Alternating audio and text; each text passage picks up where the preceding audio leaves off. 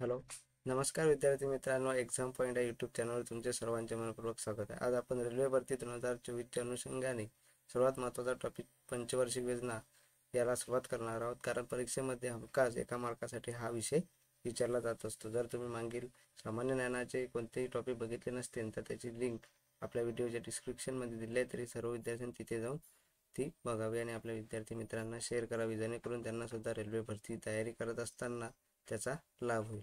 चला तर मग सुरुवात करूया आजच्या या टॉपिकला. तर पंचवार्षिक योजना ही केंद्रीकृत आणि एकात्मिक राष्ट्रीय आर्थिक कार्यक्रमाअंतर्गत चालू करण्यात आली होती. जोसेफ स्टॅलिन यांनी 1928 मध्ये सोव्हिएत युनियनमध्ये पहिली पंचवार्षिक योजना राबवली होती. बहुतेक कम्युनिस्ट राज्यांनी आणि भांडवलदार देशांनी त्यानंतर त्यांनी हे स्वीकारले. चीनने 2006 ते 2010 पर्यंत FIC वापरणे चालू ठेवले. केंद्र सरकारची विकासाकडे दुर्लक्ष करण्यासाठी योजना ऐवजी मार्गदर्शन नाव देण्यात आले आहे. स्वातंत्र्यानंतर ताबडतोब भारताचे पहिले पंतप्रधान जवाहरलाल नेहरू यांनी समाजवादी प्रभावाखाली 1951 मध्ये भारताने पहिले FIYP सुरू केले व पहिली पंचवार्षिक योजना ही सर्वात महत्त्वाची होती. हे सुद्धा परीक्षेमध्ये महत्त्वाचे आहे, कारण स्वातंत्र्यानंतर भारतीय विकासाच्या प्रारंभामध्ये आणि बाकीच्या कृषी उत्पादन, औद्योगिक धंदे किंवा या सर्व गोष्टींना आर्थिकदृष्ट्या मजबूत करण्यासाठी पंचवार्षिक योजनांचा महत्त्वाचा वाटा समजला जात होता, की त्याच्यामार्फत जे होणारे औद्योगिकरण हे देशासाठी अत्यंत महत्त्वाचे होते. तर चला बघूया पहिली पंचवार्षिक योजना. पहिल्या पंचवार्षिक योजनेचा जो काळ आहे तो 1951 ते 1956 दरम्यान होता. हे सुद्धा परीक्षेमध्ये विचारले जाते. पहिले भारतीय पंतप्रधान जवाहरलाल नेहरू यांनी भारतीय संसदेसमोर पहिली पंचवार्षिक योजना सादर केली व त्याकडे तातडीने लक्ष देण्याची गरज आहे. पहिली पंचवार्षिक योजना ही 1951 मध्ये सुरू करण्यात आली होती. तर प्राथमिक क्षेत्राचा विकास करणे हे त्याचे महत्त्वाचे उद्देश होते. तर पहिल्या पंचवार्षिक योजनेच्या सुधारणासह हेरोल्ड डोमर मॉडेल हे सुद्धा विचारले जाते. कोणत्या मॉडेलच्या कोणाच्या धर्तीवर हे कार्य करण्यात आले होते, म्हणून हेरोल्ड डोमर मॉडेलवर आधारित होती. 2069 कोटी रुपयाचे नियोजन या अर्थसंकल्पात करण्यात आले होते. याच्यामध्ये सिंचन आणि ऊर्जा, कृषी, सामुदायिक विकास, वाहतूक, दळणवळण, उद्योग आणि सामाजिक सेवा यांचा सुद्धा बहुतांश वाटा होता, की याच्यामध्ये या सर्व गोष्टींचा सुधारणा काहीतरी प्रमाणामध्ये करण्यात आल्या होत्या. भूमिहीन शेतकऱ्यांचे पुनर्वसन व इतर क्षेत्रात सेवांसाठी या टप्प्यातील महत्त्वाचे विशिष्ट करण्यासाठी या पंचवार्षिक योजनेचा महत्त्वाची गुंतवणूक करण्यात आली होती. भांडवलाची कमतरता व बचत करण्यासाठी कमतरता उद्दिष्ट वाढीचा दर, वार्षिक संकलन उत्पन्नाची GDP वाढीचा दर हा 2.1% इतका या पंचवार्षिक योजनेमध्ये होता. तर निव्वळ वाढीचा दर 3.6% होता. निव्वळ देशाच्या अंतर्गत उत्पन्नात 15% वाढ झाली होती. पावसाळा चांगला होता आणि तुलनेत जास्त पिकांचे उत्पादन सुद्धा या योजनेमार्फत करण्यात आले होते. तर जलद लोकसंख्या वाढीमुळे राष्ट्रीय उत्पन्न दरडोई उत्पन्नाच्या पेक्षा अधिक वाढल्यामुळे काळा भाकर, हिराकुंड, मेटूर हे धरणं, दामोदर खोरे धरणं यांच्या विकासासाठी पाटबंधारे प्रकल्प सुद्धा या योजनेमार्फत तयार करण्यात आले होते.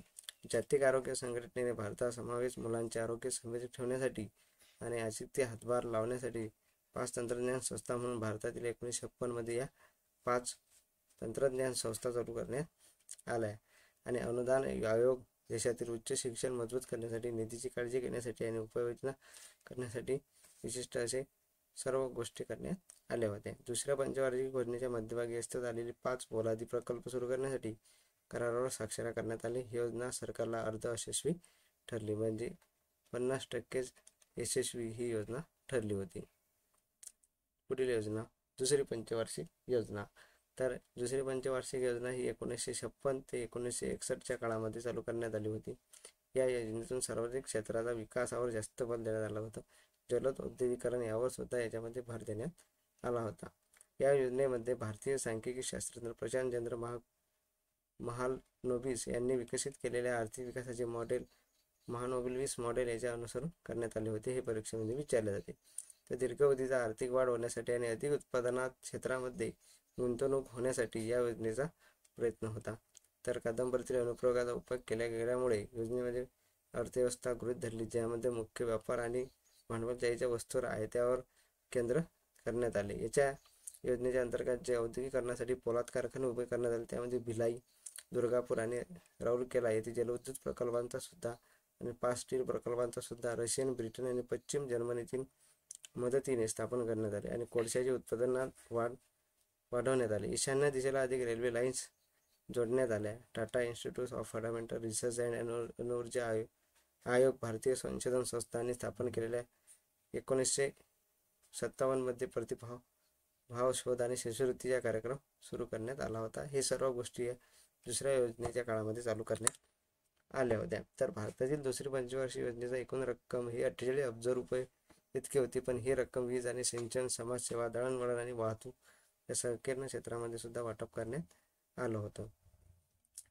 तर दुसऱ्या योजना वाढती किंमत कालावधी सर्वात जास्त असल्यामुळे परकीय चलन संकटाचा सामना करावा लागला. लोकसंख्येच्या जलद वाढीमुळे दरडोई उत्पन्नामध्ये मंदावली आणि त्याच्यामध्ये लक्ष्य विकास दर हा 4.5 आणि वास्तविक दर 4.27 इतका होता. या योजनेवर क्षेत्रीय उदारमंत्री अर्थशास्त्रज्ञ BRD यांनी टीका केली होती की शेनॉग यांनी नमूद केलेली ही योजनेचे जड औद्योगिकरणाला प्रोत्साहन देण्यासाठी तूट देण्यावर अवलंबून असल्यामुळे ही अडचणीत आली होती. म्हणजे हे सुद्धा योजना याच्यामध्ये फेल झाली होती. पुढे योजना तिसरी पंचवार्षिक योजना. तिसरी पंचवार्षिक योजना ही 1961 ते 1966च्या दरम्यान राबवण्यात आली.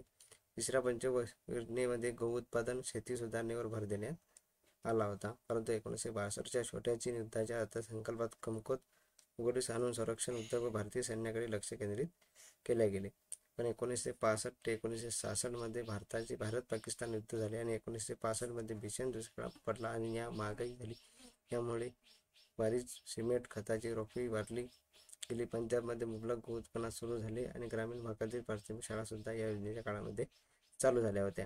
तर तळागाळातील लोकशाही आणि आणण्याचे प्रयत्न पंचायत निवडणुका सुरू झाल्या आणि राज्यांना आर्थिक विकासाच्या जबाबदाऱ्या देण्यात आल्या. पण राज्य विद्युत मंडळे आणि माध्यमिक शिक्षण मंडळे सुद्धा या योजनेच्या काळामध्ये चालू झाले. या वाहतूक मंडळे तयार करण्यात आली. स्थानिक रस्ते, इमारती आणि राज्य जबाबदारी बनवण्यात आली आणि लक्ष्य विकास दर हा 5.6 होता. प्रमुख वास्तविक विकास दर हा 2.4% इतका होता. याच्यानंतर सुट्टीची जी योजना आहे ते 1966 ते 1969च्या काळामध्ये सुरू करण्यात आली होती. तर तिसऱ्या योजनेच्या अपयशी ठरल्यामुळे सरकारला योजना सुट्टी जाहीर करण्यास भाग पाडले. तर त्यांनी 1966 ते 67, 1967 ते 68 आणि 68 ते 69 या दरम्यान 3 वार्षिक योजना आखल्या गेल्या आणि 1966 दरम्यान पुन्हा दुष्काळाची समस्या निर्माण झाली. शेती त्या संबंधित उत्पादन औद्योगिक क्षेत्राला सामान्य प्राधान्य देण्यात आले. त्या निर्यातीत वाढ करण्यासाठी आणि भारत सरकारने रुपयाचे अवमूल्यन जाहीर केले होते. तर या योजनेच्या सुट्टीचे मुख्य कारण युद्ध, संसाधनाचा अभाव आणि महागाई काळ हा होता. तर आता चौथी पंचवार्षिक योजना. चौथी पंचवार्षिक योजनेचा काळ 1970 ते 1974 पर्यंत इतका होता. यावेळी इंदिरा गांधी पंतप्रधान होते आणि इंदिरा गांधी सरकारने 14 मोठ्या भारतीय बँकांचे राष्ट्रीयकरण आणि भारतीय हरित क्रांतीची प्रगत शेती करण्यात आली होती. या व्यतिरिक्त 1971चा भारत-पाकिस्तान युद्धाने बांगलादेश मुक्तीसंग्राम आणि औद्योगिक विकासाच्या राखीव निधी घेतल्यामुळे बांगलादेशावर परिस्थिती बिकट बनली होती. म्हणून 18 मे 1974 ते राजस्थानने तिसऱ्या युद्धाच्या भूमिकेत अणु चाचणी सुद्धा देखील या चौथ्या योजनेच्या काळामध्ये झाली होती. अमेरिकेने बंगालच्या उपसागरामध्ये 7 फ्लीटच्या तैनात केल्याच्या उत्तरात पश्चिम पाकिस्तानावर हल्ला करण्यापासून व युद्धांचा प्रस्ताव करण्यासाठी भारताला इशारा देण्यासाठी फ्लीट तैनात केले होते. पण लक्ष्य विकास दर हा 5.6 होता, परंतु वास्तविक विकास दर 3.3 होता. म्हणजे पहिल्या विकास दरापेक्षा 1 हा जास्त होता. पाचवी पंचवार्षिक योजना. तर पाचवी पंचवार्षिक योजना ही 1974 ते 1978 या काळामध्ये राबवण्यात आली. पंचव्या पंचवार्षिक योजनेत रोजगार, दारिद्र्य निर्मूलन म्हणजे गरिबी हटाव आणि अन्याय यावर जोर देण्यात आला होता. या योजनेत कृषी उत्पादनात आणि संरक्षणातील आत्मनिर्भरतेवर लक्ष केंद्रित करण्यात आले होते. 1978 मध्ये नवनिर्वाचित मोरारजी देसाई सरकारने योजना नाकारली होती. पण 1975 मध्ये विद्युत पुरवठा कायद्यात सुधारणा करण्यात आली. त्यामुळे केंद्र सरकार वीज निर्मिती व प्रसारण प्रवेश करू शकला आणि याच्यामुळे अनेक रस्ते रुंदीकरण सुद्धा करण्यात आले होते. पर्यटनाचा विस्तार याच्यात करण्यात आला. वीज कलमी कार्यक्रम 1975 मध्ये सुद्धा याच्यात करण्यात आला. त्यानंतर 1974 मध्ये 1979 पर्यंत हा कार्यक्रम सुरू झाला. किमान गरजा पुरवणे, त्यामध्ये लोकांचे जीवनमान सुधारणे आणि कार्यक्रमाचा उद्देश DP धर यांनी तयार केला आणि लॉन्च केले. लक्ष्य विकास दर हा 4.5% आणि वास्तविक विकास दर 8.8% वाढवण्यात आला होता. म्हणजे या पंचवार्षिक योजनेमधले सर्व कार्य व्यवस्थित झाले होते. तर त्याच्यानंतर सरकती योजना 1978 ते 1980च्या काळामध्ये आली होती. जनता पक्षाच्या सरकारने 5व्या पंचवार्षिक योजना नाकारल्यामुळे नवीन 6वी पंचवार्षिक योजना ही 1978-1980 आणली. 1980मध्ये भारतीय राष्ट्रीय काँग्रेस सरकारने पुन्हा ही योजना नाकारली आणि नवीन 6 योजना तयार करण्यात आल्या होत्या. तर रुलिंग प्लॅनिंगमध्ये प्रस्तावित केलेल्या 3 प्रकारच्या योजनांचा याच्यामध्ये समावेश होतो. पहिल्या योजना सध्याच्या वर्षासाठी होती, जर ज्या वार्षिक अर्थसंकल्प होते, आणि दुसऱ्या योजना ही निश्चित संख्येच्या योजनांसाठी होती, जी कदाचित 3, 4 किंवा 5 वर्षे असू शकेल. दुसरी योजना भारतीय अर्थव्यवस्थेच्या गरजेनुसार बदलली राहिली होती. तिसरी योजना ही म्हणजे दीर्घमुदतीसाठी म्हणजे 10, 15 किंवा 20 वर्षाच्या दृष्टिकोनात ठेवण्यात आली होती. रोलिंग योजनांमध्ये योजना सुरू आणि संपुष्टात यासाठी तारखांचे कोणतेही निर्धारण केले गेले नव्हते, परंतु मुख्य फायदा असा होता की यामध्ये लवचिक होते. देशाच्या अर्थव्यवस्थेची बदलत्या परिस्थितीनुसार व्यायामांचे ऑब्जेक्ट, अंदाज आणि वाटप निश्चित करण्याचे पंचवार्षिक योजनांना कठोरपणात मात करण्यास सक्षम होते. म्हणून या योजनांना मुख्य गैरफायदा असा होता की दरवर्षी लक्ष्यांमध्ये सुधारणा केली गेली, तर 5 वर्षाच्या कालावधीत निश्चित केलेली उद्दिष्टे साध्य करणे कठीण झाले आणि ती एक जटिल योजना ठरली. तसेच वारंवार केलेल्या सुधारणांमुळे अर्थव्यवस्थेमध्ये स्थैर्य राहिले नाही. 6वी पंचवार्षिक योजना.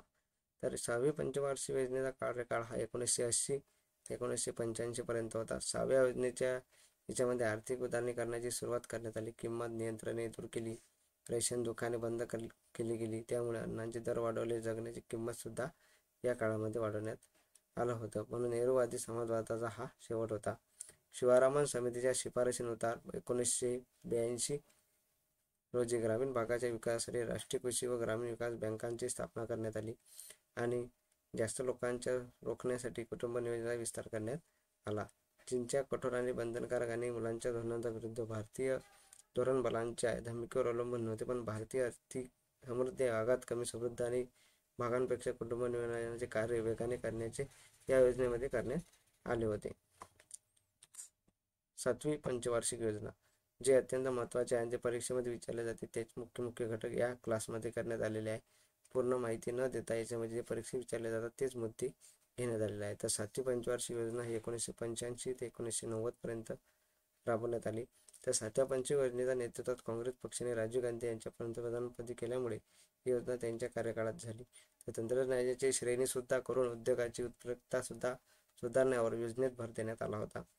तर 7व्या पंचवार्षिक योजनेचा मुख्य उद्दिष्ट सामाजिक न्याय या माध्यमातून वाढणारे आर्थिक उत्पत्ता, अन्नधान्य उत्पादन आणि रोजगार निर्मितीच्या क्षेत्रात वाढ करणे हे होते. 6वी पंचवार्षिक योजनेचा परिणामी 7व्या पंचवार्षिक योजनेत आवश्यकतेनुसार आधार देण्यासाठी शेतीत निरंतर वाढ, महागाई दरावरील नियंत्रण आणि पेमेंट्स अनुकूल शिल्लक राहिले पाहिजे, म्हणून पुढील आर्थिक वाढ 7व्या योजनेत मोठ्या प्रमाणात ऊर्जा निर्मितीकडे सुद्धा लक्ष केल्यात आले होते. 7व्या पंचवार्षिक योजनेचे जोरदार क्षेत्र अशी होती की सामाजिक न्याय, दुर्बल लोकांना होणारे अत्याचार दूर करणे, आधुनिक तंत्रज्ञानाचा वापर करणे, शेतीचा विकास करणे, दारिद्र्य विरोधी कार्यक्रम करणे म्हणजे दारिद्र्याचे जे विरोधी कार्यक्रम आहेत ते दूर करणे, अन्न, वस्त्र, निवारा यांचा पुरवठा करण्यासाठी लहान मोठ्या उत्पादनाचा वाढ, मोठ्या प्रमाणात शेतकरी आणि भारत स्वतंत्र अर्थव्यवस्था बनण्यात आला होता.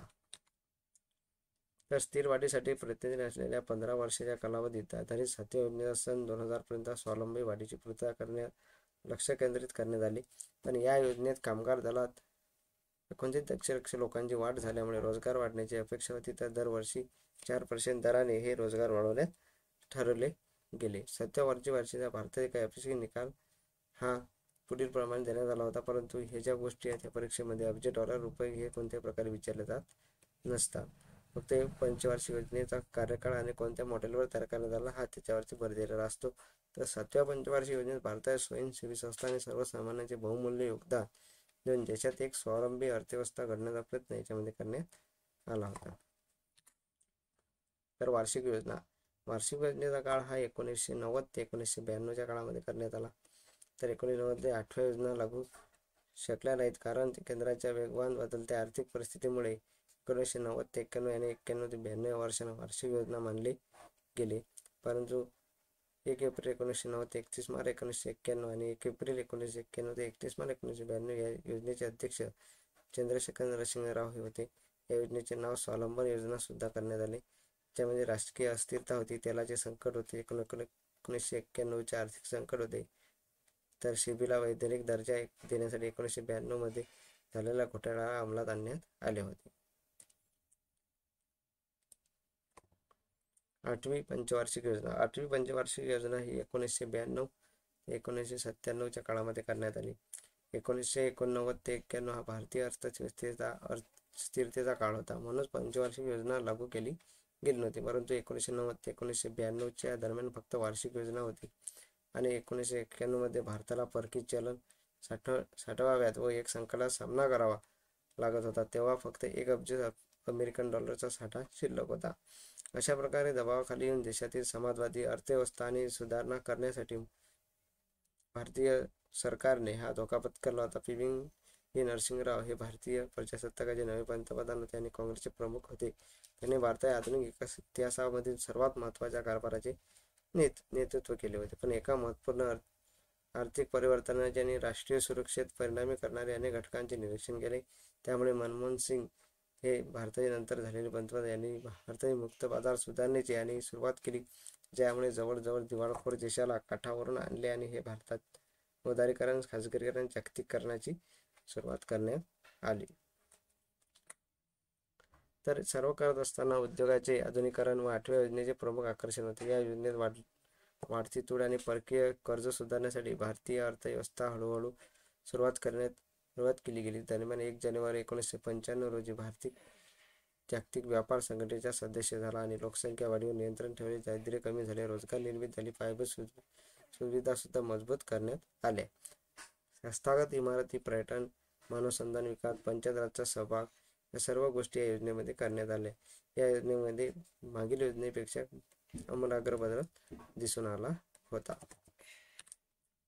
तर 9वी पंचवार्षिक योजना. तर 9वी पंचवार्षिक योजनेचा कालखंड हा 1997 ते 2000 पर्यंत होता. तर 9व्या पंचवार्षिक योजनेमध्ये भारतीय स्वातंत्र्याच्या 50 वर्षानंतर करण्यात आली. पण 9व्या योजनेत अटल बिहारी वाजपेयी हे पंतप्रधान होते. 9व्या योजनेत प्रामुख्याने देशातील सुप्त अन्वेष आर्थिक क्षमता उपयोग आर्थिक आणि सामाजिक विकासाला चालना देण्यासाठी केला गेला. दारिद्र्य संपुष्टात आणण्यासाठी देशामधून प्रयत्न करण्यात आले.